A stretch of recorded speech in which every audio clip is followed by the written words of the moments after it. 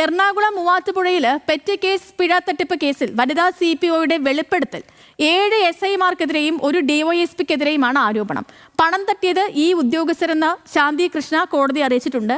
കോടതിയിൽ സമർപ്പിച്ച മുൻകൂർ ജാമ്യാപേക്ഷയിലാണ് ഗുരുതരമായ ആരോപണങ്ങൾ. സഹിൻ ആന്റണിയോട് നമുക്കിപ്പം സഹിനെ, നേരത്തെ തന്നെ ഈ സഹ ഉദ്യോഗസ്ഥരെയൊക്കെ പ്രതിക്കൂട്ടിലാക്കുന്ന തരത്തിലുള്ള മൊഴികളും ആരോപണങ്ങളും ഒക്കെ ഈ ശാന്തി കൃഷ്ണ ഉന്നയിച്ചിരുന്നു. ഇപ്പോൾ എന്താണ് കൂടുതൽ അവരുടെ വാക്കുകളിൽ നിന്ന് മനസ്സിലാകുന്നത്?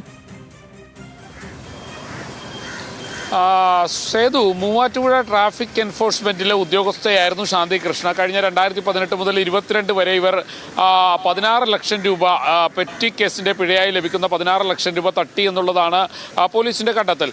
ഇതേ തുടർന്നാണ് മൂവാറ്റുപുഴ പോലീസ് ഇവർക്കെതിരെ കേസെടുത്തത്. പക്ഷേ ഇവർ മുൻകൂർ ജാമ്യാപേക്ഷയുമായി കോടതിയെ സമീപിച്ചപ്പോൾ നേരെ തിരിച്ചായ ആരോപണം.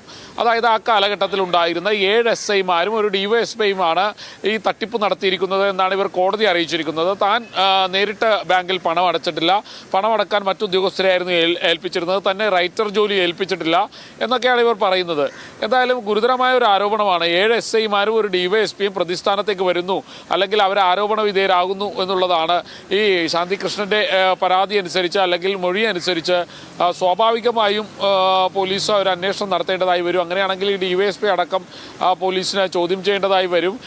നേരത്തെ തന്നെ സൂചിപ്പിച്ചതുപോലെ തന്നെ 16 ലക്ഷം രൂപ, അതായത് നമ്മൾക്കറിയാം പൈസ എന്നൊക്കെ പറയുമ്പോൾ 500 രൂപ, 1000 രൂപ, 2000 രൂപയൊക്കെ വരുന്ന പണമായിരിക്കും.